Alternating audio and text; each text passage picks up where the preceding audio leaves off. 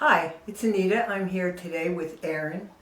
Erin is one of our psychic readers here at the Center for the New Age, and I really wanted to talk to her and hear her story, which I don't know your whole story about how you came to Sedona or how you came to the center. But I always find those stories very interesting. So Erin's been doing great here at the center. How long have you been here now? Since the beginning of June. Since the beginning of June, and doing extremely well. I feel so blessed. Yeah, and so do your clients. You get a lot of great reviews. So let me ask you, how did you? Where are you from? I'm from Dallas originally. Yeah, and how did you decide to come to Sedona? Yeah, I wonder the same thing sometimes. So I knew Dallas wasn't the place for me anymore, and my intention at the time was setting out on a road trip and just being open to where I landed, and I was just gonna pass through Sedona. That was it. But I got here, it was only my second stop on my road trip, and I'm still here. So this is where I was meant to land, you know? And it was just very synchronistic, as you know that happens, and Right. I was led. I was really intensely led looking back. Yeah. And you just couldn't leave. I was really waffling about, should I leave? Should I stay? Should I leave? Should I stay? And actually, I came into the center for a reading of my own. And because I kept waffling and really wanted to dive into some guidance I might not have been hearing myself. And then, as you know, the next day, a room opened up, and it was just very synchronistic, and we connected, and I was meant to be here. Yeah, at the center. And that's the way it seems to happen, because we rarely have openings. Yeah. You know, if you would have come to me, I would have told you, well, probably not. I have a waiting list. Right. But you just happen to be there at the Yeah. right time. And I hear so many stories like this, because we're drawn to Sedona, Yeah. you know. And I was telling my story a couple weeks ago to the readers. But I don't need to do that whole thing again. I'm more interested in your story. And so, when did you start knowing you were psychic, or start doing psychic readings? Okay, so I feel like I had been doing this a lot longer than I was consciously aware of doing it, and really became more clear that I was channeling information, and that things weren't just coming out of nowhere, or if they were coming out of nowhere, they were definitely coming from somewhere. More in 2019 and 2020 is when I really started taking deep dives and affirming that this was really happening and had been happening for quite some time. So then I started doing readings around that time. Did you start like with friends and family and? Friends and family. Initially, a lot of my deep dive was as well into past life regression and facilitating that, and then different psychic development, which entailed just practice, right? Exactly. And just saying what I at the time or previously had thought was just random, or I might dismiss it. And so really just saying those things, and then hearing from the receiver how it was just odd that I would say such a thing. Right? Yeah, that's great. So and you love what you do. I'm so blessed to love what I do. It's obvious. And you're here quite a bit. I am. And so let me just ask you, I don't think I've had a reading with you.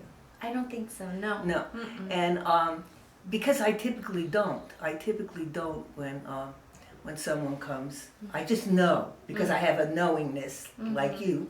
I have a knowingness that, oh yeah, this person's supposed to be here, and I like her energy, and I know that she's, capable of doing this, and so I don't really test anyone,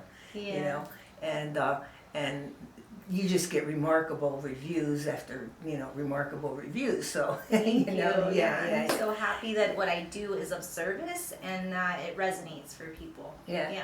How do you do it? I mean, I know you use cards, but those are kind of, what would you say, tools, you know. You probably don't really need them.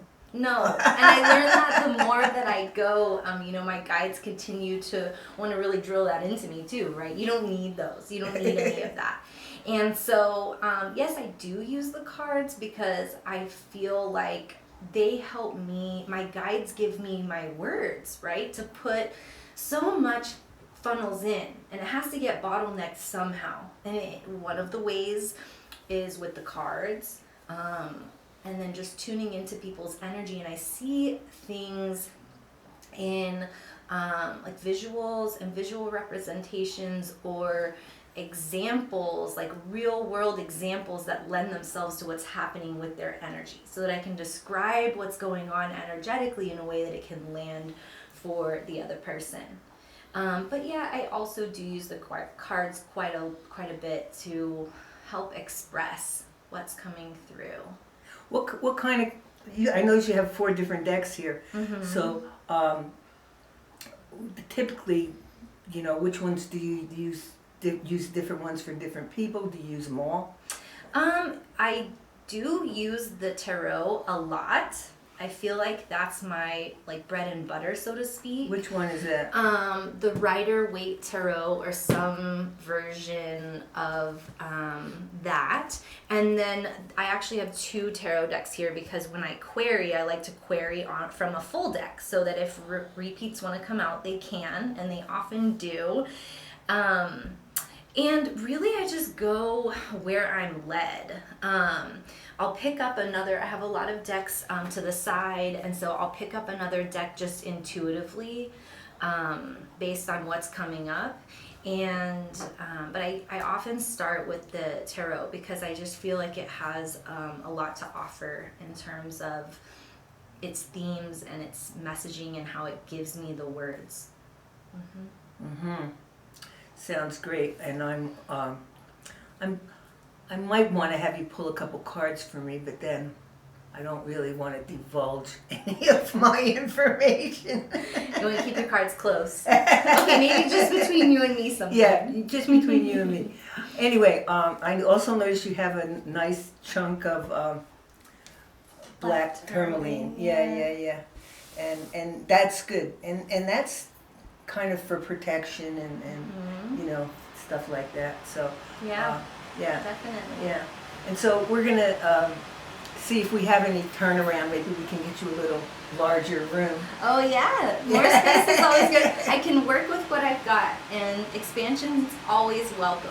Okay. Yeah, because they do healings in here as well, and so, but it works. It works. We can make do, most definitely. It's been working. Yeah. I'm just open to what happens, and keep telling myself that if another room opens up, or if there's more space, it's because that's what's nourishing for that time frame.